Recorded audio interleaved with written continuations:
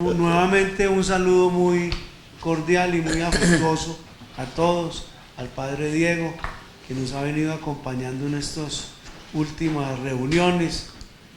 Él sabe muy bien cómo lo apreciamos y lo queremos en esta casa, que es su casa, Padre Diego, usted lo sabe muy bien. Lo mismo a Oscar, nuevamente a Carlos Felipe, bienvenido nuevamente, ¿sí? Al doctor Pardo, a nuestro conferencista del día de hoy, Roger Pita Pico, a todos ustedes un abrazo muy especial, a doña Teresita Vargas también bienvenida. El orden para la 27ª jornada del 25 de julio es el siguiente: primero, instalación de la sesión y saludo de la presidenta honoraria y vitalicia de la Academia Santanderista de Colombia, doctora Cecilia Fernández de Palini. Segundo, presentación de excusas. Tercero, lectura del acta anterior. Cuarto, breve reseña histórica del politólogo Roger Pita Pico, director de la biblioteca y miembro de número de la Academia Colombiana de Historia. Quinto, jornada académica del 25 de julio, conservación de los ejércitos en la campaña libertadora de la Nueva Granada. Sexto, memoria histórica. Séptimo, proposiciones y varios. Y octavo, clausura de la jornada. ¿Está leído el orden del día? En consideración del orden del día, vamos a aprobarlo. Está aprobado.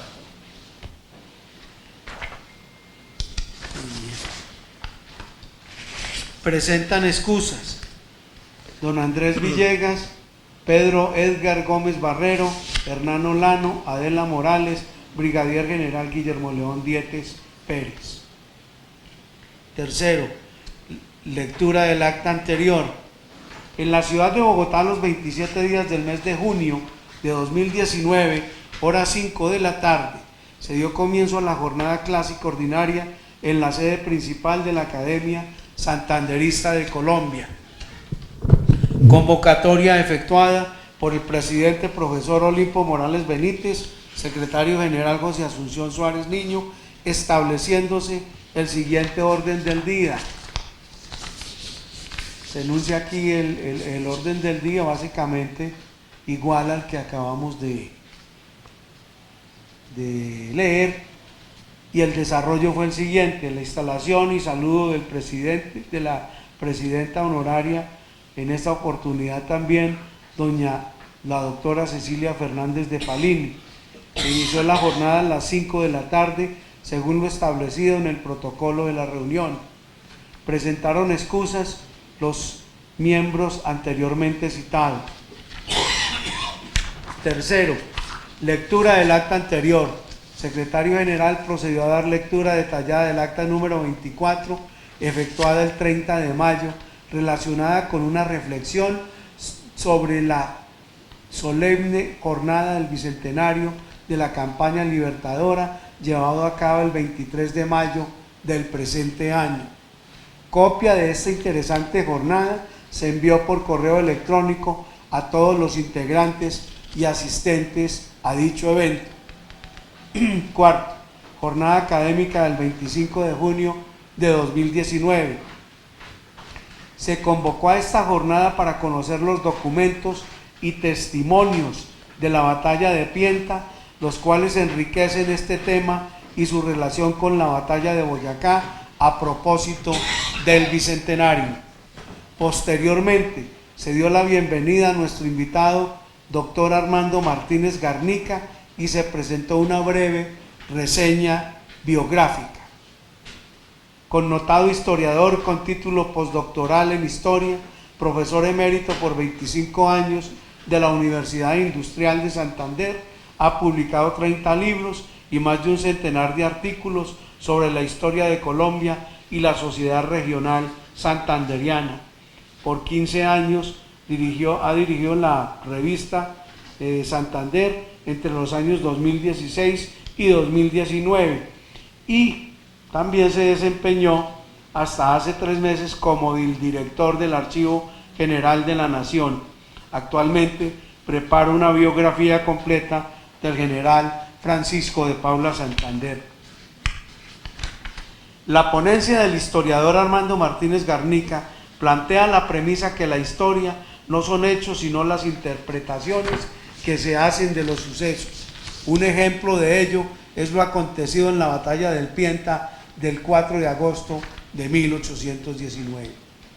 Según la fuente de historia en la iglesia de Charalá, parroquia Nuestra Señora de Monguí, relato predominante y hegemónico es la batalla desigual entre el ejército realista y las guerrillas patriotas, estas últimas secundadas por feligreses de la parroquia, cuyo resultado es el costo humano de 300 muertos.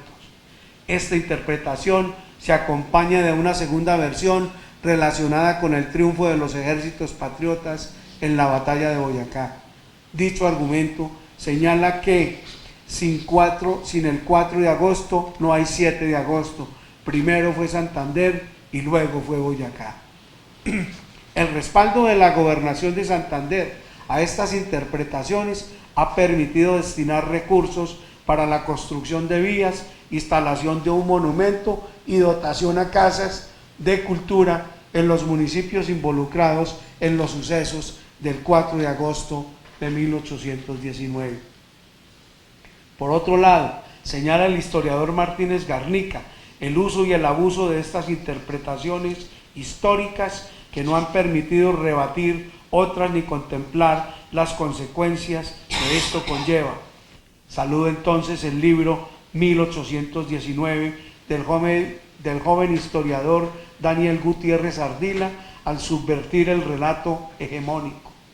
Con base en documentos históricos del Archivo General de la Nación, se plantea una nueva interpretación de lo sucedido el 4 de agosto de 1819. El coronel Antonio Morales de la milicia local no protegió a los feligreses y la población de Charalá. No hubo batalla, sino una matanza sangrienta y saqueo. Hay dos interpretaciones históricas en conflicto sobre el mismo hecho. Posteriormente, después de aproximarse a los protagonistas de los sucesos de la batalla de Pienta, el historiador Martínez Garnica esgrime las siguientes observaciones. Primero, la naturaleza del encuentro armado de la parroquia de Charalá el 4 de agosto de 1819, retomando a Daniel Gutiérrez, acoge lo señalado por el general Francisco de Paula Santander en sus memorias de 1829. La campaña libertadora se acabó en 75 días con 3 batallas: Gámeza, Pantano de Vargas y el puente sobre el río Tacines. Es decir, en Charalá no hubo batallas, fue el día del pillaje general y de la masacre. Segundo, el motivo de la congregación de la feligresía en la parroquia de Charalá no se debió al levantamiento de los feligreses, sino por acción de ley marcial decretada por el coronel Morales. Tercero, la batalla entre peninsulares godos contra granadinos patriotas es un argumento maniqueo que no se puede demostrar. Hubo más bandos y se sumaron otros factores como la conducta desigual de curas y alcaldes y la deserción de soldados que fueron reclutados a la fuerza. La ponencia culmina con balance de lo acontecido en Charalá, nefasto y grandioso. Nefasto para los feligreses que presenciaron los sucesos y grandioso para los charaleños de nuestros días. Se anexan los documentos históricos mencionados para que los asistentes a la jornada juzguen por sí mismos. Por último, se retoma la premisa inicial: no hay una interpretación definitiva de los hechos, y se dio el uso de la palabra a los asistentes. Quinto punto: memoria histórica. A raíz de la nueva reedición de uno de los libros más importantes sobre la vida y la obra del general Francisco de Paula Santander, recientemente lanzado en la Feria del Libro por doña Pilar Moreno de Ángel en una bella edición, que actualmente se encuentra en todas las librerías del país. Me permito leer estas palabras. Bolívar fue la independencia y Santander la república. Esta frase lo encierra y comprende todo. Bolívar fue la independencia y el genio de la estrategia libertadora. Santander, el arquitecto, diseñador y ejecutor del edificio republicano. ¿Será posible caer en cuenta que la emancipación no se hubiera realizado sin un trabajo en equipo, sin una afortunada complementación? La Nueva Granada financió la empresa y en ella se conjugaron venturosamente los intelectuales de Colombia, preparados por la expedición botánica, paradójicamente con los soldados de Venezuela. Al fin y al cabo, una capitanía con tradición militar. Sobre todos ellos, como una conspiración, como un huracán que hincha las velas y despliega las banderas, el genio de Bolívar. Genio incomparable, pero irrealizable también, sin la capacidad organizadora y la firmeza doctrinaria de Santander, los recursos de la Nueva Granada. De mí sé decir que soy un adorador de Bolívar y un santanderista irreductible por sangre y convicción simultáneamente. No es necesario intentar parangonearlos. Algunos historiadores a través de los tiempos han tratado de separar a los dos colosos, veneno que ha alimentado la enemistad de estos pueblos hermanos por sangre y tradición en enfrentamientos inverosímiles y detestables. Interrogación desenfocada y traicionera en que cayeron como en una trampa los detractores ignorantes a fondo de la historia real en campos de batalla que permitieron que ambos pueblos unidos formasen un ejército que liberó las dos naciones y que después desplegó hacia las tierras del sur para liberar 3 naciones más. Los colombianos tuvimos la extraña fortuna de ser emancipados por Bolívar y gobernados por Santander, porque hay que convenir que sin el temple viril de Santander, esa ruina penosa de Bolívar que nos devolvieron los excesos galantes de Lima, no hubiera llevado fácilmente a convertirnos en un protectorado inglés o en una colonia de Francia. Porque esa es la paradoja que encierra el breve y deslumbrante ciclo vital del libertador. Creyó en las montoneras mestizas y con ellas libertó 5 pueblos, pero asqueado de traiciones y físicamente acabado, desconfió de la libertad que nos había dado y del pueblo mismo. La pugna de Santander con Bolívar se explica porque Santander continuó firme en los principios republicanos que había proclamado el libertador. En otras palabras, siguió siendo liberal cuando el libertador había dejado de serlo. Era un libertador que había dejado de creer en la libertad. Santander siguió creyendo en ella, en la república, en la democracia y las implantó.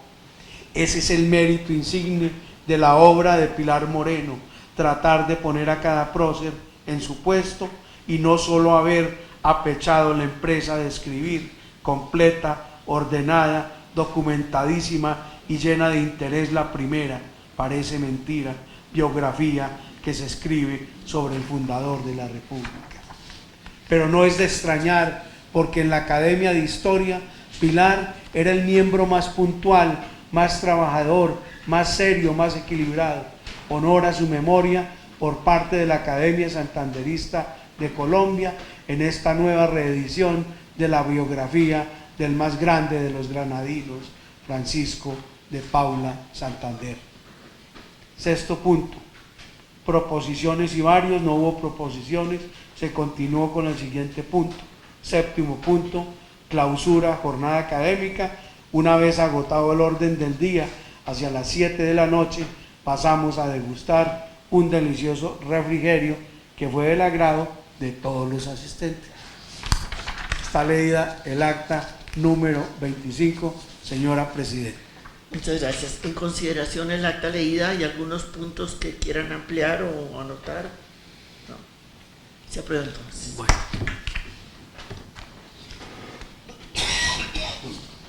Cuarto punto. Breve reseña histórica del politólogo Roger Pita Pico, director de la biblioteca y miembro de número de la Academia Colombiana de Historia. ¿Ah? El que necesita. El que necesita. No hay problema. Agradezco. Permítame, yo leo brevemente la receta. El doctor Roger Pita Pico es un politólogo con opción en historia de la Universidad de los Andes, especialista en gobierno municipal, en política social y magíster en estudios políticos de la Pontificia Universidad Javeriana. Ha publicado 4 libros y más de 100 artículos en revistas nacionales e internacionales relacionados con el período colonial y la independencia de nuestro país. Miembro correspondiente de la Real Academia de Historia de España, del Instituto de Geografía e Historia del Brasil, miembro de número de la Academia Colombiana de Historia de Colombia, de la cual actualmente se desempeña como director de la Biblioteca Eduardo Santos. A continuación, tenemos entonces la ponencia del doctor Roger Pita Pico, a quien le damos una calurosa bienvenida y un saludo afectuoso. Adelante, doctor Roger. Doctor Pita Pico, sí. Yo quisiera decirle que no sabe cómo me complace que haya venido usted aquí a darnos una conferencia. Yo tuve el honor de dirigir el Departamento de Idiomas de la Javeriana por 6 años. Llegué en un momento terrible de una huelga de profesores y no tuvieron más remedio que recibirme, pero me fue muy bien.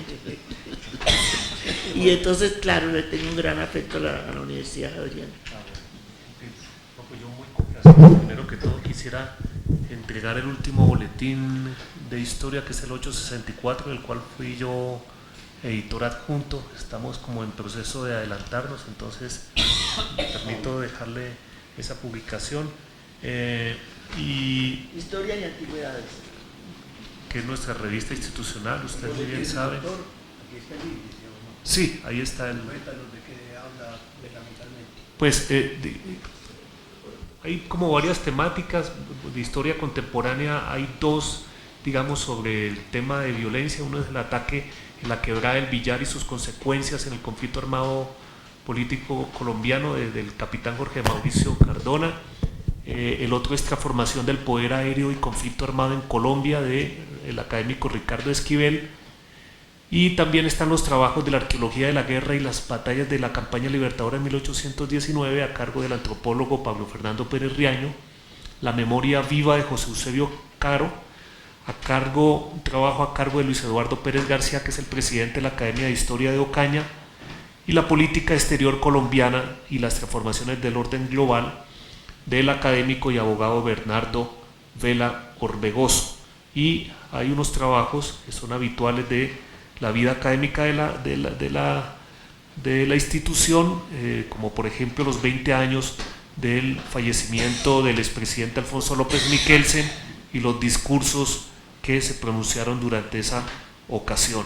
Y se finaliza con un, digamos, como un aporte documental de mi parte sobre la vida de un patriota, de un pastuso patriota en tiempos de independencia. Entonces, ese es más o menos bueno. ¿Sí? Bueno, primero que todo, pues tenemos que hacer mención que hoy son los 200 años de la batalla del Pantano de Vargas, que fue el tema que principalmente se me propuso, pero le comenté a José Asunción cuando me hizo la cordial invitación que yo estaba desarrollando un tema que es el tema de la deserción y el reclutamiento en los ejércitos, tanto de el ejército republicano como en el ejército español. Entonces, es una investigación que ya llevo adelantando desde hace como 6 meses y de la cual entonces he extraído, digamos, algunos apuntes para hacer referencia a lo que nos ocupa hoy, a la conmemoración que nos ocupa hoy, que es el bicentenario de la campaña libertadora. Entonces, cuando quizás se piensa que todo está dicho sobre la campaña libertadora, que es de los temas más estudiados, de pronto sí hay necesidad de dar como nuevas revisiones a las cartas, a los informes que ya todos están revisados. Yo creo que sobre eso ya no hay nada escondido, ¿no? Creo que todo está, el archivo de Indias, archivo general de la Nación, prácticamente todo está revisado, pero digamos el reto de los historiadores es tratar de nuevas revisiones o mirar qué puntos es posible tratar. Entonces el interés mío es mirar, digamos, esas dos facetas, es la conservación del pie de fuerza. Eso implica por una parte el reclutamiento y por otra el drama que significó la deserción de los ejércitos. ¿Qué encontramos de antecedentes? De antecedentes encontramos en la primera República Federativa, es decir, en ese primer intento republicano. Ahí se dieron los primeros intentos de reclutamiento por parte de los dirigentes patriotas de aquel entonces, con dos propósitos. Uno de ellos era para atender la guerra civil interna que se estaba registrando, como ustedes muy bien saben, entre federalistas y centralistas, y el otro frente era para tratar de atacar, digamos, a los reductos españoles que todavía mantenían vivos en la provincia de Santa Marta y al sur en las provincias de Popayán y Pasto. Esta primera etapa, digamos, de la guerra se caracterizó por lo reducido de las tropas, por la falta de una organización militar y por una fuerte influencia de la opinión política. Ya sabemos que en esta primera fase de la República ese debate interno político, digamos, permeó todos los ámbitos y de alguna manera también terminó permeando el ámbito militar. Después viene la Reconquista, como ustedes muy bien saben, Morillo y su ejército de más de 10.000 hombres, y vendrían desde luego mayores y nuevos retos de reclutamiento en la contraofensiva patriota que lideraron los republicanos, digamos, en su intento por recuperar el poder. ¿Cuál era la composición del ejército republicano? Ahí podemos encontrar mestizos, llaneros, neogranadinos y venezolanos. Vemos indígenas de la zona, ¿no? Algunos de la legión, integrantes de la Legión Británica que vinieron posteriormente, a finales del 18 y principios del 19, algunos negros esclavos que fueron reclutados en las Antillas, y también algunos patriotas que habían sido capturados por el ejército de Reconquista, principalmente en esas dos batallas que fueron las principales de la derrota, una de ellas la batalla de Cachirí y la otra la batalla de La Plata, que como ustedes muy bien saben fue, digamos, ahí como el derrumbe pues del ejército patriota. Pues muchos de ellos habían logrado desertar de las filas y habían logrado retornar, ya sea incorporándose a las guerrillas que actuaron en esta zona del altiplano o a las fuerzas que estaban conformándose bajo el aliento y bajo la dirección, desde luego, del general Francisco de Paula Santander. El otro bando, ustedes muy bien saben, es la tercera división del coronel José María Barreiro, que actuó en la zona del altiplano, es decir, en esta zona, fundamentalmente defendiendo la capital del Nuevo Reino, defendiendo Santa Fe, y por otra parte tratando, y digo tratando porque tuvo muchas dificultades en ello, de descender a los llanos y de tratar de quitarle terreno a las fuerzas patriotas que estaban allí en estas llanuras. Estas fuerzas del coronel José María Barreiro eran fuerzas en su mayoría criollas, y yo creo que eso va a ser un factor fundamental en el desarrollo de los acontecimientos, cosa muy distinta desde luego a lo que ocurrió con el ejército que trajo Morillo en 1815, que eran 10.000 hombres, ¿sí? Entonces, ese factor, o sea, muchos de esos militantes habían, digamos, perecido por efectos de las enfermedades, etcétera. Se había diezmado ese ejército de Morillo, que después va hacia Venezuela y plantea, digamos, sus operaciones en el occidente de Venezuela. Y la solución que se encontró aquí al interior del nuevo reino con las fuerzas que quedaron es tratar de reforzarlas con fuerzas criollas que se incorporaran a el ejército español. Ahora bien, ningún eco había tenido los pedidos que hizo Juan Sámano, el virrey Juan Sámano y el mismo coronel Barreiro y el mismo Morillo a España para que enviaran refuerzos. Digamos que esos esfuerzos, esos intentos fueron inútiles, y todo esto se vio agravado con algunas fricciones entre las autoridades políticas, por ejemplo, entre el virrey Francisco Montalvo y el general Morillo, sobre, digamos, el manejo, algunos manejos de gobierno y algunos manejos de recursos y sobre el tema militar también. Entonces, un poco el propósito de este trabajo, el que les estoy presentando hoy, es desmitificar un poco esa percepción que han traído algunos sectores de la historiografía tradicional, en el sentido de que los ejércitos y el ejército patriota era un ejército invencible y de convicciones indeclinables. Desde luego que sí hubo una tendencia mayoritaria, pero hay que ver también que hubo flaquezas, que hubo debilidades, que hubo deslealtades, ¿no?, que desde luego se supieron manejar, porque finalmente se coronó el propósito final, que fue la batalla de Boyacá, como ustedes muy bien saben. Entonces, el otro gran tema que les quiero traer es la lucha por la deserción, o sea, cómo se hizo para combatir con el fenómeno de la deserción. Que y el de las enfermedades fueron, sin lugar a dudas, los dos factores que más minaron los ejércitos, tanto del bando patriota como del bando español, durante todo el proceso de independencia, no solo sobre la coyuntura de la campaña libertadora, sino sobre todas las guerras de independencia.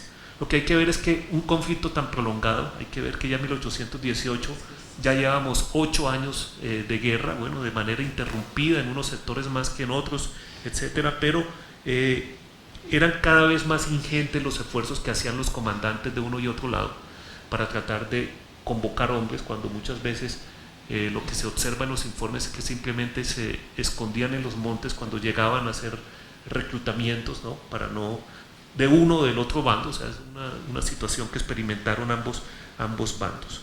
Ahora, poder asentar cifras concretas sobre el fenómeno de la deserción es una tarea imposible. Hay datos, digamos, muy escasos y fragmentarios, que solo le voy a mencionar dos. Uno, en la ofensiva que organizó en abril de 1818 el coronel español Barreiro a los llanos. De 100 indios guías que llevaba en ese momento, le quedaron 5. Bueno, algunos por fatigas, otros por falta de caballería, por escasez de víveres. Y desde luego la deserción también se sintió aquí en Bogotá desde tempranas épocas, y sobre eso hay un relato que trae en ese entonces joven estudiante florentino González, quien hace este relato sobre lo que sucedió en Santa Fe en 1818. Dice: desde que se supo la llegada de las fuerzas independientes a Casanare, la deserción de los cuerpos militares que guarnecían a Bogotá empezó a ser tan numerosa que parecía ya más una completa dispersión. Hubo noche en que de un solo cuerpo desertaron 25 soldados. Todos emprendían viaje para Casanare a reunirse al ejército independiente. El batallón del Rey entero trató de sublevarse una noche y apenas pudieron contenerlo en el momento en que cargaban los soldados los fusiles para dar el grito. Sámano, en su desesperación, redobló sus crueldades. Entonces, esa es la percepción que hace Florentino, ¿no?, en 1818 de la situación que se estaba registrando aquí en Bogotá. ¿Para dónde se iban esos desertados? Para Casanare, lo cual demuestra que muchos de ellos eran efectivamente criollos y que iban a adherirse a la campaña libertadora.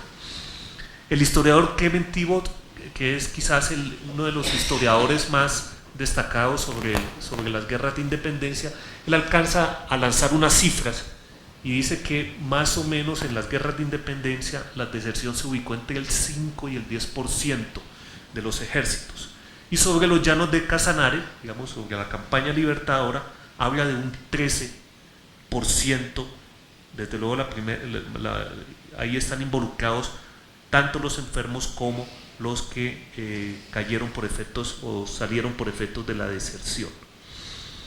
En algunas ocasiones las deserciones fueron individuales, digamos que casi siempre, pero se registraron algunas colectivas. ¿Cómo se entienden estas deserciones colectivas? Una era por el afán de convidarse, ¿no? Y la otra en el afán por defenderse y sobrevivir en la clandestinidad.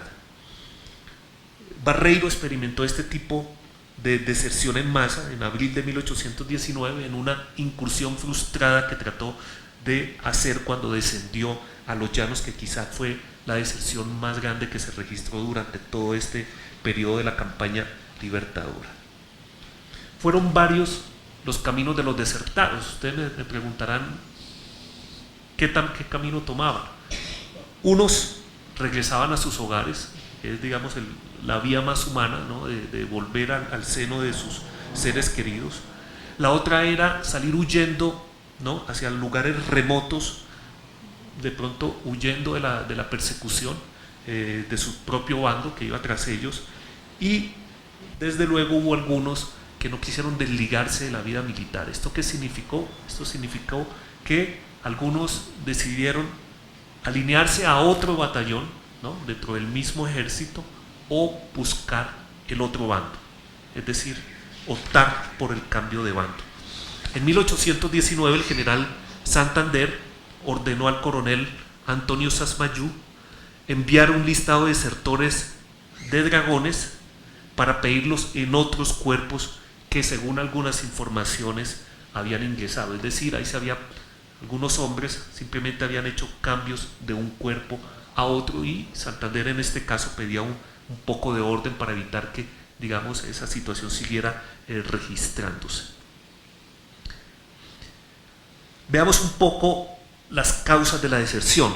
Quizás uno de los factores más determinantes fue el déficit de recursos, que, como ustedes saben, para el caso del Ejército Patriota, que apenas estaba tratando de conformarse, pues eran muy pocos los apoyos que tenían, los recursos que traían desde Venezuela, más que todo, ¿no? lo que le podían brindar el trayecto que hizo Santander desde Angostura y el apoyo que lograron en la zona, ¿no?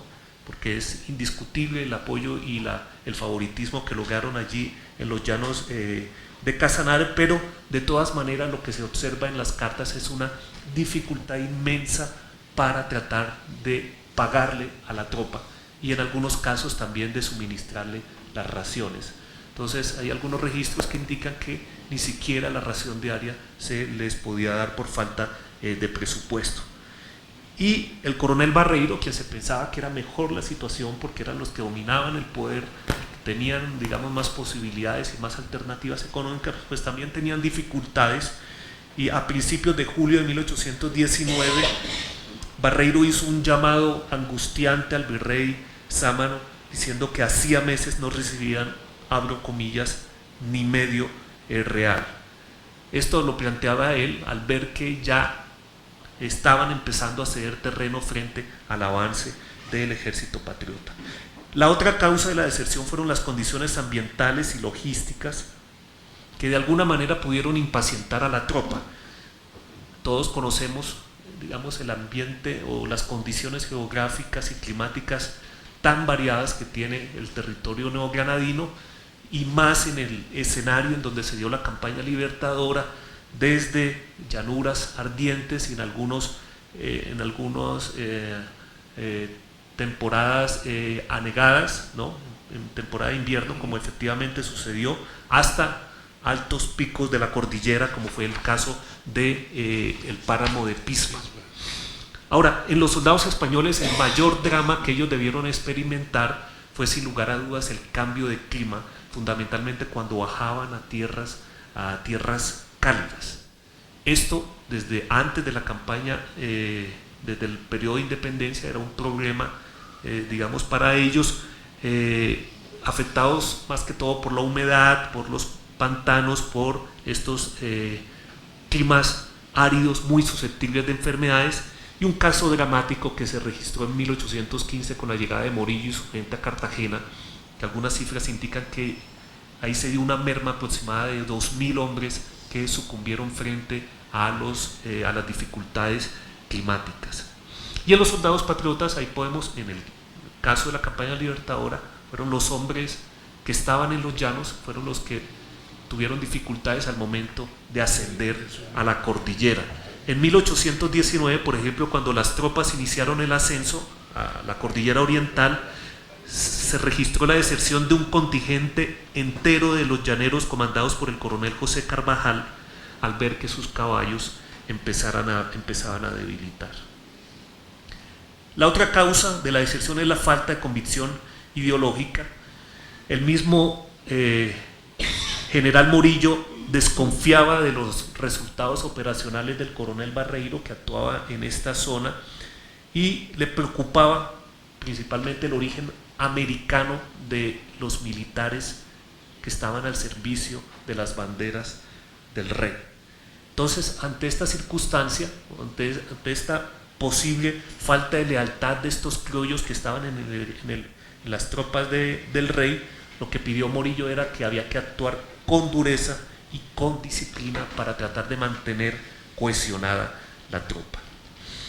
La otra causa de la deserción pudo haber sido la aversión al servicio, y quizás las mayores dificultades se registraron con los indígenas. Un ejemplo de ello que les quiero traer es que en algún momento se decidió no entregarles armas al ver que los indios estaban registrando altos índices de deserción, para que no huyeran al saber que estaba muy cerca la posibilidad de enfrentarse con los españoles. Entonces, en ese caso se decidió no entregarles mejor las armas, sino más bien que reforzaran en otras labores complementarias. Ahora veamos un poco el cambio de bando, y lo que hay que decir es que por encima de todos los códigos de lealtad y todos los códigos de honor militar, algunos no tuvieron empacho en alinearse en el bando contrario, con todas las complicaciones que eso tenía. Eso lo que nos lleva a pensar es que más allá de las convicciones políticas o ideológicas que apenas se estaban tratando, digamos, de entronizar, digamos, en estos combatientes de este segundo periodo republicano, lo que primó fue el pragmatismo, es decir, muchas veces se buscó cambiar de bando hacia aquel lado en donde me ofrecieran mejores condiciones. Es decir, si aquí recibía media ración, entonces simplemente pues buscaba mejores alternativas, o de ropa, o de alimentación, o del pago que era tan escaso en esa época. Esto fue una situación dramática, porque se han encontrado casos de no solo un solo cambio de bando, sino 2 y hasta 3 veces, es decir, iban y volvían, iban y volvían. Ahí es donde uno ve que, digamos, las convicciones ideológicas no eran un factor predominante, sino que era simplemente la supervivencia, donde estoy mejor, donde me dan mejores condiciones de vida. Eventualmente sí. Pero entonces muchas veces iban a los españoles y volvían. Cuando la situación estaba mejor y había mejores perspectivas de triunfo, entonces muchos volvieron. Digamos, cambio de bando, los que más sufrieron esa situación fueron los españoles, fue Barreiro, ¿no? Ante la falta de los recursos y, como les dije, ante el hecho de que la mayoría de sus combatientes eran criollos. Y les voy a leer unas 4 líneas que él le envía a el virrey Juan Sámano, expresándole justamente esa preocupación. Dice Barreiro: Vuestra Excelencia conoce también que todas las tropas de la división que mantienen la tranquilidad del reino son criollos, que estos hombres no están en el servicio del rey por amor que tengan a su real persona, sino por el mejor trato que reciben, y con la confianza de que son bien recibidos entre los rebeldes, es decir, entre los patriotas, se unirán a ellos tanto por experimentar otra suerte que les puede parecer mejor, cuanto por aproximarse a su país. O sea, digamos, era una realidad, ¿no?, que ellos palpaban, ¿no? Barreiro incluso llegó a pasar por las armas algunos de ellos, pero él veía que ni siquiera eso bastaba para detener la creciente deserción. Sí. La hipótesis de Pablo Victoria en sus nuevos libros y los anteriores lo afirman, que todos ellos, puede citar, eran leales al rey, que solo unos cuantos intelectuales rebeldes y criollos eran los que se rebelaron y trataron obviamente de insubordinarse. Esa es la tesis contraria. Y basada en documentos, ¿no? Bueno, entonces esta situación, esta desbandada y cambio de bando que padecían los españoles, la corroboraron los altos mandos militares, es decir, el general Santander y el general Bolívar. El mismo Santander afirmó haber acogido y protegido a varios de estos tránsfugas, afirmando que muchos de ellos padecían hambre y que solo recibían de ración, es decir, en el bando español, 2 onzas de carne. En el juego de la guerra, desde luego, también se recurrió a las estrategias persuasivas, no solo el de capturar a un militar y traerlo a su lado, sino que se experimentó también por el lado de la persuasión. Ahora, en esos cambios de bando, lo que hay que ver es el beneficio que significaba eso para el bando que acogía al desertor. Y lo más importante allí en ese momento era la información que traían, ¿no? De hecho, la primera diligencia que se hacía tan pronto se recibía un desertor era someterlo a un riguroso interrogatorio. Esto para saber los movimientos del enemigo, ¿no?, para ver pie de fuerza, por dónde estaban operando. Ahora bien, sobre esas alternativas persuasivas, está el caso de la amnistía que decretó el 17 de febrero de 1818 el general Bolívar, en el cual ofrecía el perdón a todos aquellos del bando español que quisieran pasarse a las filas patriotas, e incluso a los oficiales les ofreció la posibilidad de que conservaran sus rangos y otros más beneficios si traían más hombres y si traían armas en ese acto de deserción. Ahora, para el bando que perdía a sus hombres por efectos de la deserción o de cambio de bando, era un drama el hecho de que se viera filtrada su información y todas sus operaciones. Hay que decir también que hay veces fue más fuerte la lealtad, los vínculos de lealtad, y les voy a traer un caso del militar español José Trinidad Farias, quien en 1819 cayó en manos de los patriotas que estaban operando allí en las llanuras, lo que se denominaba los llanos del Casanare, y aunque los patriotas le ofrecieron el grado de capitán, él decidió huir y retornó a sus huestes españoles. Esto le valió el hecho de que Morillo lo condecorara con un diploma y con una medalla que llevaba el busto del rey Fernando VII.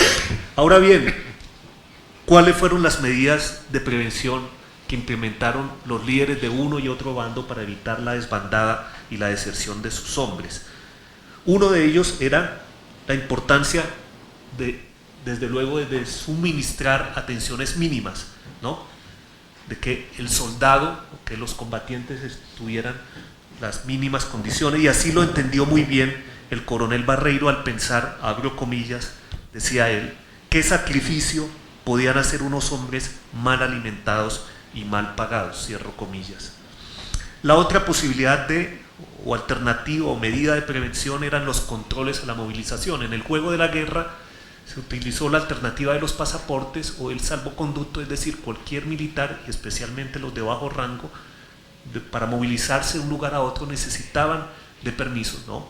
Entonces, en ese sentido se aplicaron algunas medidas, como la que tomó el 6 de enero de 1819 el general Santander con un bando dictado en el que estableció que ningún soldado ni oficial podía transitar de un cantón a otro, allí en los llanos, sin pasaporte firmado por él mismo.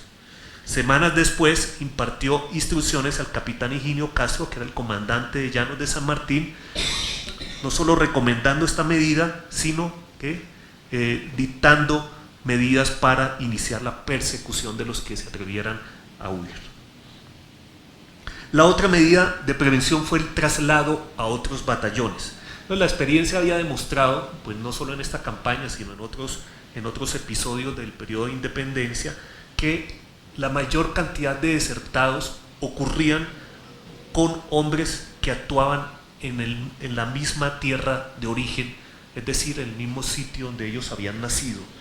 Ante eso, una de las estrategias que utilizaron uno y otro bando fue enviarlos precisamente a otras regiones en donde tuviesen menos posibilidad de retornar al lado de sus seres queridos o de visitarlos temporalmente, es decir, ahí tenían menos tentación de ese sentimiento humano y natural que es mirar cómo están sus familias y cómo están sus seres queridos. Esa fue la estrategia que aplicó el coronel español Barreiro cuando descubrió un plan de soldados venezolanos que al descender de aquí del altiplano hacia la llanura intentó o estaba planeando huir a través del río Meta. Entonces, ante esta circunstancia, lo que hizo Barreiro fue tomar estos hombres y enviarlos a otro batallón que estaba operando aquí en la zona del altiplano, y solo se quedó con 150 hombres que eran los de su mayor confianza. Pasemos ahora rápidamente al tema de la búsqueda, ¿no? Que era una tarea realmente dispendiosa, no solo por la falta de recursos, sino por la falta de personal y por el trajín mismo de la guerra, ¿no? De las operaciones diarias, las complicaciones geográficas y climáticas, y también por los pocos resultados obtenidos. Es decir, esas primeras labores de búsqueda que se realizaron obtenían muy pocos resultados, es decir, casi nunca se podía conseguir a estos escurridizos hombres. Sin embargo, los altos mandos, con los pocos esfuerzos disponibles, trataron de hacer todos los esfuerzos posibles en la medida en que el mantenimiento del pie de fuerza era una situación o era un factor crítico para balancear o para equilibrar o para balancear, para inclinar la guerra. Sobre el tema de los castigos, hay que decir que los españoles desde luego ya tenían una tradición mucho más amplia. Ya sabemos las famosas ordenanzas militares que en el siglo XIII, del siglo XIV empezaron a implementarse las primeras, que es las ordenanzas militares, es simplemente el reglamento del ejército, que se vinieron a consolidar mucho más en el siglo XVIII y que desde luego se aplicó en estos dominios hispánicos, ¿no? Ahora bien, lo que se observa es que los españoles, aparte de esa reglamentación que tenían, tomaron o adoptaron algunas medidas extraordinarias en medio de la guerra, es decir, en medio del fragor de la guerra. Aparte de esa reglamentación que venía de España, ellos tomaron algunas medidas excepcionales. ¿Qué pasó con los republicanos? Sobre los republicanos, ellos habían dictado algunas medidas en la Primera República, muy pocas, pero sí las hay. Y hay que decir también que algunas de esas normas de alguna manera no salieron de la nada, sino que en alguna medida emulaban o replicaban las normas o las medidas coercitivas que estaban aplicando los españoles, ¿no? Ahora, ¿para quién iban dirigidos los castigos? No iban dirigidos únicamente a los desertores, sino también a los auxiliadores, es decir, a los que colaboraban para que los combatientes se escaparan, o ya sea suministrándoles comida, o ya sea suministrándoles ropa, o ya sea brindándoles algún abrigo, escondiéndolos en su casa, etc. Llegó a tal situación que el general Santander dictó allá en los llanos de Casanare un reglamento el 6 de enero de 1819, en el cual dispuso que castigos para todo aquel comandante que admitiera algún militar de otro cuerpo, estableciendo que perdería su grado y pasaría a servir como soldado. Igualmente se estableció que el dueño de estancia que protegiera a un fugitivo perdería automáticamente la mitad de sus bienes, que serían aplicados en ese momento a los fondos públicos. Por el lado del bando español también se adoptaron medidas. El coronel Barreiro pidió en 1818 al virrey Sámano publicar un bando en que declarara traidor del rey a todo aquel que abrigara desertores y debiendo ser juzgado en un consejo de guerra. En respuesta a esto, Sámano dictó un decreto el 19 de febrero de 1819, estableciendo además que aquellos que protegieran a los desertores serían apresados y castigados con escarmiento. Aquí hubo un debate muy interesante que se va, digamos, a avivar más adelante, y es a esos civiles que auxiliaban a los desertores, cómo, o sea, bajo qué justicia se le debían ser tratados, si la justicia civil o la justicia militar. Entonces ahí todo terminó inclinándose a que debían ser juzgados por la justicia ordinaria. Este decreto, el que les hablaba del virrey Sámano, fue en respuesta a una consulta del comandante del batallón Victoria, en donde preguntaba qué hacer con 4 paisanos que tenía detenidos por comprar prendas militares a fugados y por venderles otras para disfrazar a esos militares y que pudieran camuflarse y salir de sus territorios. A mediados de 1819 ya sabemos que la situación era mucho más crítica para los españoles. ¿Por qué? Porque el aumento del favoritismo de las comunidades empezó a ser muy ostensible por el lado de los patriotas, fundamentalmente cuando subieron a la zona del altiplano, y esto fue muy evidente. Es decir, ya prácticamente todos estos pueblos del altiplano empezaron a ayudar a los patriotas, y ante esto Barreiro propuso otro tipo de medidas, como por ejemplo nombrar curas y alcaldes de mucha mayor confianza en estos pueblos para tratar de evitar que siguiera ese tipo de apoyo. Y finalmente, el último tema que les tengo es el de la reposición de la tropa. Sobre reposición de la tropa hay que ver que algunos, muy pocos, retornaban voluntariamente a las filas, generalmente cuando empezaban a haber noticias positivas o habían buenas perspectivas en la guerra. Particularmente eso los experimentó el bando patriota a medida que iban ganando terreno y a medida que iban sumando hombres. Entonces ahí se registró el retorno de algunos fugados de las filas patriotas. En abril de 1819 Santander vio cómo varios desertores que no habían respondido a indultos anteriores ahora llegaban ante la inminente invasión de las fuerzas de Barreiro.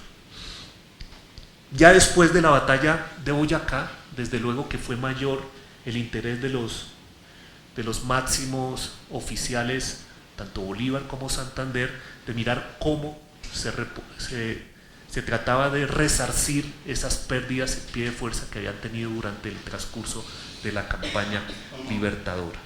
Sobre esto el historiador Clementivo hace, digamos, el balance, y para el año de 1820 ya había establecido para el caso del ejército republicano 20 batallones, ¿no?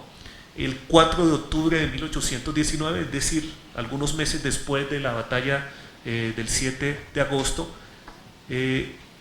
ordenaron Bolívar y Santander una campaña de reposición de fuerzas, que fue la otra alternativa, es decir, reclutar y convocar hombres simplemente para reponer las pérdidas, ya sea por efectos de la deserción, por efectos de las enfermedades o por heridas o por haber caído en el campo de batalla. En este decreto del 8 de octubre se pidieron 1000 hombres a la provincia del Socorro, 1000 a la provincia de Santa Fe y 1000 a la provincia de Tunja, hombres que, según se dijo en ese decreto, debían ser disciplinados con fusiles de palo porque no había suficiente armamento. Entonces, mayores, lo que se puede ya concluir es que en cuanto al fenómeno del reclutamiento y de la deserción, lo que se observa fueron dos situaciones inversas. Por una parte, el ejército patriota, que cada vez empezó a sumar más hombres a su causa, ¿no? Desde luego registró casos de deserción, pero fueron más los hombres que poco a poco, paulatinamente, se fueron sumando a su causa, en tanto que las fuerzas españolas empezaron a registrar cada vez más un deterioro de su pie de fuerza. Lo que hay que decir después de la campaña libertadora es que el fenómeno de la deserción fue mucho más crítico en la prolongación de la guerra que hubo tanto en la costa caribe, en la provincia de Santa Marta y Cartagena, como ustedes muy bien saben. Santa Marta fue liberada en el 20, Cartagena en el 21, como en el sur, en la provincia de Pasto y de Popayán. Allí fue más desesperante la situación, ¿no? En lo que he podido revisar en los diarios de campaña, en los informes de los oficiales, más fusilamientos, ¿no? Ahí mismo en el campo, tan pronto tomaban alguno o capturaban algún desertor, la medida era simplemente de fusilamiento, y así lo ordenaba en algún momento Bolívar, así lo ordenó en algún momento Santander, pero aún así la desbandada y el recrudecimiento de la guerra pues ya prácticamente había llegado a unos niveles desproporcionales. Entonces este es el panorama que les quería presentar del reclutamiento y deserción. Sencillamente quiero felicitar. Bueno, gracias. Muy interesante. Yo quisiera decir una cosa. Estupenda la conferencia. ¿Por qué me gustó mucho? Porque tenemos la tendencia de pensar, no, en Boyacá no hubo sino 7 muertos. Entonces todo es como muy fácil, Idílico, sí. como muy idílico, como que no tiene nada que ver con lo que fue realmente las enormes dificultades que tuvo que padecer pues los que estaban hablando, el general Santander, que a nosotros pues nos preocupa muchísimo. Claro. Y lograr salir adelante con un esfuerzo enorme. Y eso es lo que usted ha dado a entender, y creo que todos acogemos, que fue completamente complicado. Difícil. Eso no fue una batalla sencilla, ni que se reunieron en Boyacá y que no. Era una cosa complicadísima. Por el terreno, por las circunstancias que usted anota que me parecieron importantísimas. Y a la hora de la verdad, pues en este momento como que estamos tratando, y usted así bien me lo ha hecho, de reconocer que hubo buenos y malos.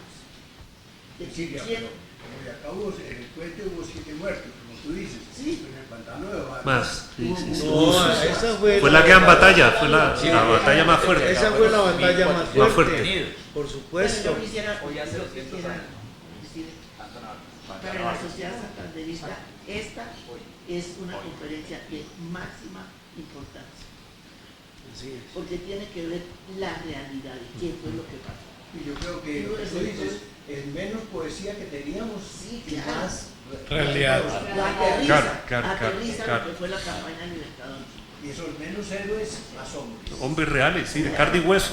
Así De es. carne y hueso. Así es, Yo Padre creo que Dios. es con el permiso aquí de No, excusa, ¿no? Del minuto Pero de la Dios. verdad es que el poder del clero en un púlpito, en un pueblo más o menos ignorante, es altísimo, Claro, no, sí, pero sí. enormemente importante. y con las señoras como tú. Entonces a la hora de la verdad, la gente dice, si me voy en contra de lo que dice el reverendo padre, me voy para el infierno. Y eso no es verdad, pero es la verdad. Pero ocurrió, sí, A fuego lento. La verdad es que es muy complicado. Sí, No fue una cosa fácil. sí, así es. Usted ha hecho una descripción magnífica, muy interesante, muy bien puesta y bien documentada.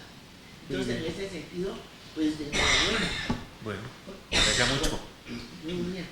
Acudiendo a ese mensaje tuyo. Yo tengo mucho gusto de darle la palabra al que me la pide. No, pues felicitarlo. Adhiero a tus palabras y con la venia tuya y el doctor José Asunción, si pudiéramos tener la conferencia vía internet, sería extraordinario para que no perdamos esta información tan importante Sí, y puntual. O quizás, bueno, hay Pasado mañana la tiene. pero hay Sí, algunas pasado mañana. limitaciones porque Ahí la tiene. el texto lo tengo comprometido para una publicación de la academia que va a salir Sí. el próximo mes. Esto es el privado por Sí, internet y quizás, no la sí, publicamos. eso, más bien circularla, Para- no publicar, pero sí, perdón. Sí. podemos circularla. para la tú dices- Academia de... De la colombiana de historia. Sí. Ahí sale un articulito de varios. Está el general Ibáñez, Armando Martínez, va Sí. a publicarlo de Charalá. Sí me comentó. Y sale esto, Anoche ahí estuvimos como hablando una compilación sobre de eso. varios artículos que nos tendríamos el interés por compartirle esa publicación cuando salga, que aspiramos al otro mes. Sí, por favor. Hay una cosa muy importante, si me permite, señora Presidenta. Sí. Sí, muchas gracias. Tú tenías Sí. la palabra. No, muchas gracias. Era una amable petición ya. para una proposición. Entonces, para le que- ha pedido la palabra el secretario. Bueno, muy bien. Primero que todo, felicitar a Roger por esta excelente presentación y el panorama que nos ha presentado sobre el reclutamiento, la deserción y todo lo inherente a esa campaña libertadora. Me hace acordar de una de las crónicas que cuenta, por ejemplo, el sobreviviente de la masacre de Pienta, el único que quedó sobreviviente, que fue el único que pudo contar, y que cuenta también los relatos del cura, ¿sí? Que crudamente hablan sobre esa masacre y que todo el mundo tenía dibujado en su memoria, y algunos historiadores la retrotraían, ¿sí? Como lo pintaban como una batalla. La misión, por ejemplo, del coronel Antonio Morales, que fue enviado por el Libertador, con el seguimiento también del general Francisco de Paula Santander, era reclutar en esa comarca 800 efectivos para llevarlos, y que posteriormente, entre otras cosas, camino del oriente, llegaron a conformar el Ejército Libertador, entre otras cosas el del Pantano de Vargas, que fueron unos de los que se unieron ahí, ¿no? Y el coronel Antonio Morales, que fue uno de los que tuvo que ver, según el testimonio del cura párroco de Charalá, en esa famosa masacre, cuando el coronel Joaquín González, que llevaba también unos reclutamientos en su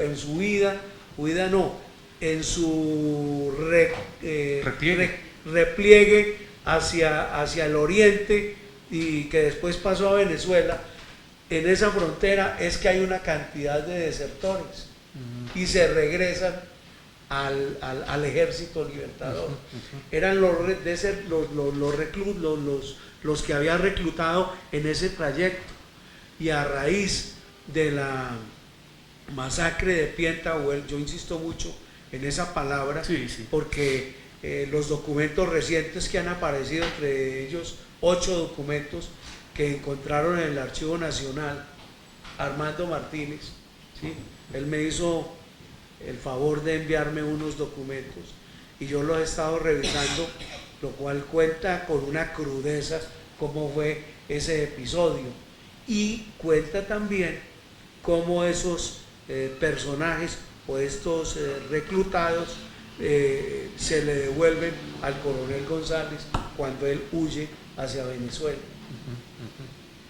Claro, otro episodio. Sí. La Es que deserción. también lo que pasa es que los episodios de aquí y en Venezuela, muchos fueron simultáneos. Entonces, obviamente, pues en Venezuela estaban peleando por Venezuela. Y aquí era mucho más difícil, porque allá tenían al Libertador y aquí no. Aquí estaba Santander, muy bien, pero sí, esta circunstancia fue definitiva. Es decir, uno ya mirando las cosas, ese tipo de documentos y demás, se da cuenta de lo valiosa que fue la batalla por la independencia. Eso Fue determinante. Eso es determinante.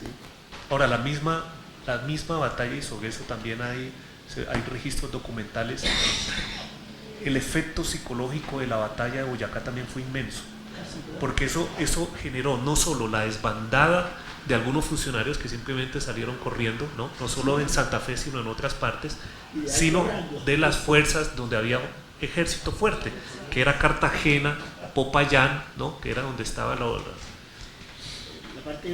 parte Claro, fuerte eso fue un de las efecto fuerzas. multiplicador, La indudablemente. defensa española. Sí, eso ya se volvió un efecto multiplicador, indudablemente. No sé si quién más. No, pues presentación. Aquí Bueno. me viene la palabra. Doctor Roger, Sí. hay una cosa muy interesante en su investigación. Habla de dos partes, una el llano Sí, y otra la costa. Pablo Morillo, cuando lo mandaron para acá, él le dijo a las tropas que iban para el Uruguay, sí, al sur. pero no, Sí. entonces la gente se vino. Cuando llegaron a Cartagena se encontraron con una cosa así de chiliquitica, se llama zancudo. Y esa cosa chiliquitica, cuando pica, produce, hasta ahora yo he contado 6: fiebre amarilla, paludismo, chikungunya, malaria. Bueno, eso es. Pero estas personas no tenían un sistema inmunológico para Históricamente pasó en Santa María la Antigua del Darién que el zancudo la acabó. Y luego, adelantándome mucho, le hice esa aquí, 22.000 franceses cuando estaban haciendo el canal. De El Panamá. zancudo también los acabó por eso. El zancudo era como un aliado, pero sin ser aliado, porque se le daba a todo el mundo. No habían inventado el toldillo, vacuna mucho menos. Entonces, al salir de allá con 2.000 personas menos, se resiente esa fuerza de 10.000 personas. Y comienzan Y con a últimos ascender. tiempos. Y ese ascenso, en nuestro medio que está en los trópicos de Cáncer y Capricornio,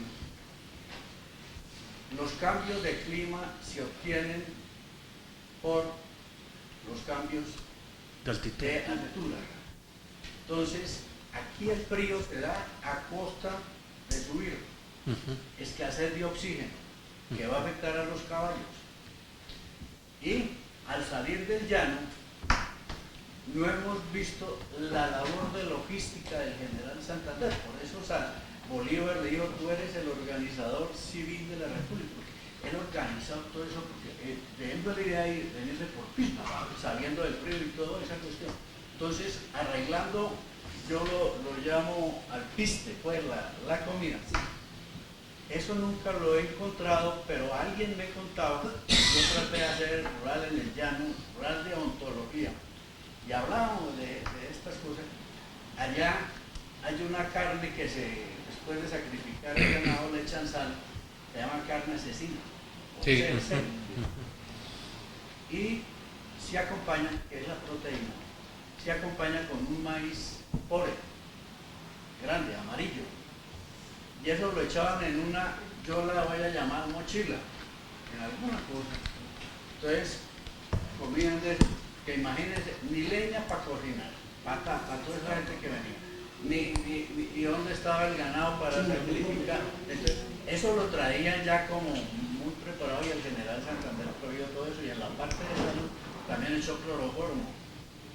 Tú sabes, las heridas de guerra, eso son terribles. Y generalmente era con Muchas. entonces eso era como el instrumental de la época, ni pensar pues que es un líquido que ayuda a desinfectar ni nada, sino era la candela, que alentaban el hierro.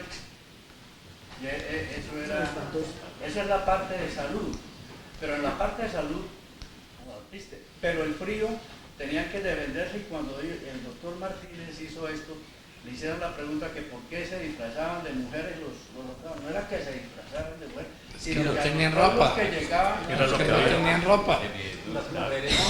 Bueno, lo que hizo el cura, lo que hizo el cura allá en Socha. Claro. Sí, quitó la que enagua, todos a los de la iglesia, yo quítense en las enaguas y se los dio a la Ellos tropa. No era porque arroparon fuera con eso, Halloween. se arroparon. Pero como Eso era para física defenderse de una para cosa que a mí me van a disparar fisiológicamente, plumas, me hace porque pensar el termostato en los de tiempos nosotros que se mantiene en es 37 hombre, grados, mujer, y al bajar la temperatura puede haber problemas. Entonces, los problemas de salud, esa parte, en la Facultad de Medicina de la Universidad Nacional hay un gran cuadro en homenaje a los médicos, que nunca los nombramos en esta campaña, los médicos de campaña, que eso era cirugía, y ahí en la guerra es donde más se desarrollan los conocimientos de cirugía, porque hay que hacer. Sí. Bueno, en ese sentido, el general Santander supo distribuir correctamente la escasez de cosas que tenía. Y fue tan capaz que pasó y se dieron las batallas. Pero a través de esos caminos también hubo batallas, escaramuzas. Y yo no llamaría combates. Yo no llamaría guerrilla a aquellas personas que no estaban vinculadas al ejército como una Antonia Santos, sino la llamamos milicias. Ellos tenían 9 milicias y cada una de las 9 cosas tenía una bandera. Ella era una mujer rica y ayudaba, y su hermano también le ayudaba. A mí me gusta el segundo apellido de ella porque tiene que ver con esta biblioteca, Rodríguez Plata, ¿no? Ella era Antonia Santos Plata. Entonces, no solo era el apellido, sino también ayudaba a todas estas partes. Y esas escaramuzas que la vimos en la conferencia anterior, era de un genio tremendo la gente santanderiana de Raizal y todo eso. Y ese ejército venían como llaneros, venían una amalgama de personas que su idea era combatir. Y en esas deserciones, entonces, donde más se dio fue en el ejército español. Siempre los vemos nosotros en la parte romántica con botas, muy elegante. allá, imagínense por Pisba caminando sobre los crucistas. Y aquí estos con una cosa parecía eso, pero era palo. Y ese palo era para dar palo. Porque qué otra cosa podrían hacer. Entonces, en ese paso de los años, la gran épica que hubo es que no ascienden, sino las batallas se dieron, descendieron.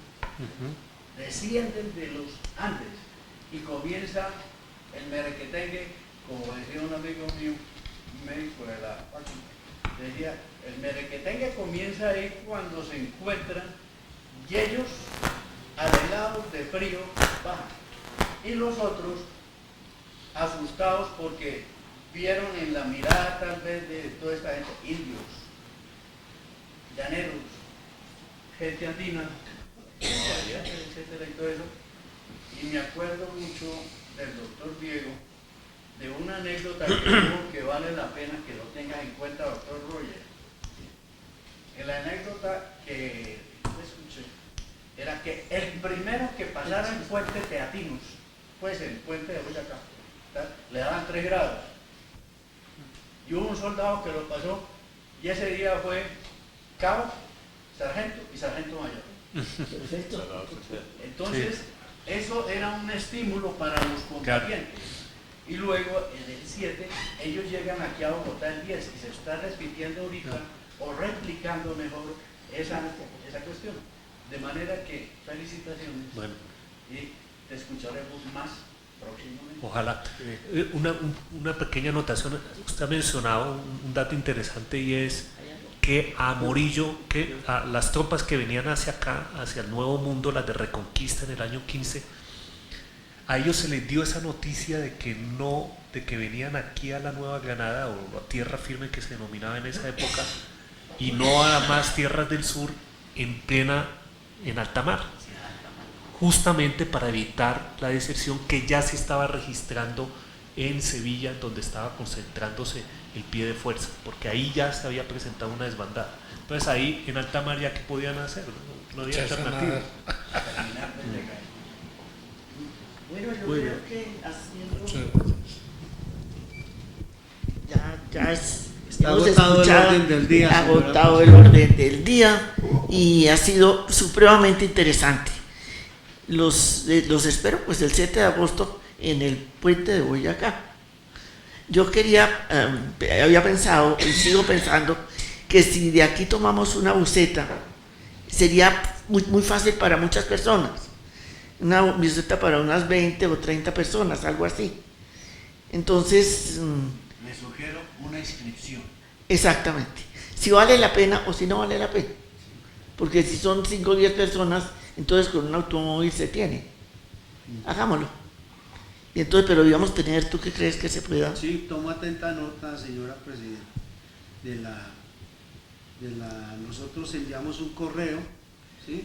Puede ser. Una vez surtido el paso de hablar con la gente de Boyacá, Sí, porque en este momento tenemos un pequeño inconveniente, y es el manejo que se le está dando a la celebración en el puente de Boyacá.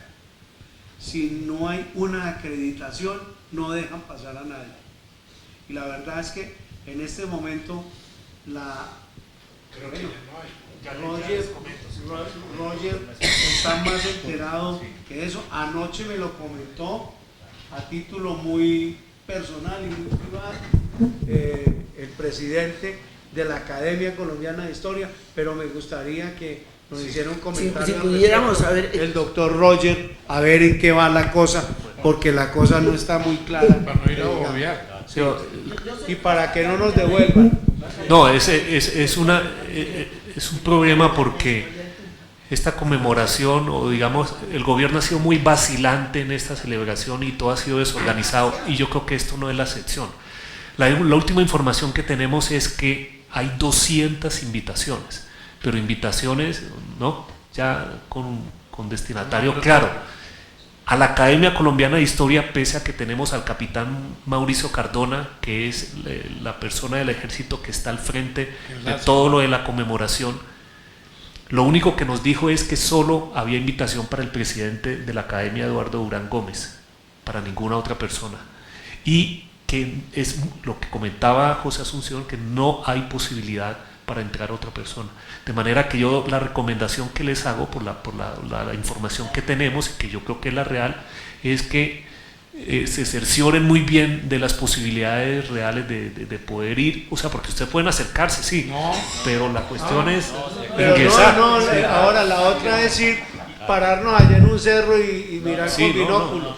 Eso es porque, sí. Entonces yo mañana me comunico con la Academia de Historia de Boyacá a ver cómo van, porque nosotros estábamos haciendo una diligencia paralela, pero la verdad es que eso lo está manejando solo los militares, solo los militares, y no quieren sino militares allá. Es más, tienen en este momento una pelea, entre comillas, lo digo yo, con la policía, porque no los quieren llevar. No los quieren llevar. Entonces esto es un problema. Se les volvió un problema, se les salió de las manos. En el Ministerio de Cultura, donde yo he hecho acercamientos, hablé con ahora se me escapó el nombre, bueno, un viceministro que tienen ahí nuevo, Germán López, ¿sí? Me dicen lo siguiente: nosotros que estábamos interesados en el manejo también de esta parte, nos excluyeron completamente, y también se agarraron con los del ICANN. Entonces el ICANN ya no quiere ir, quieren solamente llevar al director del ICANN, y el director del ICANN les dijo que si por lo menos no llevaban otras 5 personas que son investigadores, que llevan 25 años trabajando en el campo de Boyacá, buscando fósiles, buscando cosas de la batalla de Boyacá, pues que él no estaba interesado en eso. Entonces el ejército no quiere dar, solamente lo quieren manejar ellos, y se armó la batalla, aquí, la batalla se armó aquí. Que le está pidiendo la palabra. Quiero decir lo siguiente a todos. Esto nace Un poco corto las intervenciones, por favor. Sí. No, son los datos que, si me permites, con todo gusto se los doy. Esto viene de la Vicepresidencia de la República, de la Vicepresidenta. Ahí nace, digamos, todo el programa, la organización y además de todo el proceso de la celebración del Bicentenario. 2. Hay una cantidad de vacíos y de fallas dentro de ese programa. Nosotros estuvimos con la Bolivariana en Gámeza, y el alcalde, muy bien, y el de Tópaga estaban bravísimos, claro, porque el gobierno nacional ni el departamental los había tenido en cuenta para nada. Para nada, así fue. Sí, así fue. Bueno, 2, cuando tú dices que lo del ejército y demás, ellos, digamos que a ellos los están ayudando, ¿ok? O sea, están ayudando a la vicepresidencia, pero digamos que ese no es el fondo del mensaje que yo quiero dar. Hay un desorden horrible. Tremendo. Dentro del orden del programa del Bicentenario, dice que en Cópaga y en Gámeza el ejército libertador fue derrotado, cosa que no es cierta y que todos sabemos. Pero eso sale en el documento oficial de la vicepresidenta. No, hay una cantidad de errores, pero espantosos, espantosos. Entonces termino mi mensaje en que ya nos advirtieron que es bobada irse allá, porque son 500 carros, todo el mundo a 20 kilómetros parqueados, que no puede uno llegar. Entonces, Así es que hay un anillo de seguridad, así es, hay un anillo de seguridad y no dejan entrar a nadie. Ahora, perdóname. Me motivó con el motivo de la deserción. Padre Diego, venga, que esto se mejora, padre. Siéntese un momento. Que regresen y que hagan ejercicio. Yo les quiero decir una cosa, ya para levantar la sesión con la venia de la señora vicepresidente, no se vayan a ir sin degustar nuestros pan de bonos, pan de quesos, achiras y todas las viandas que les tenemos a la salida.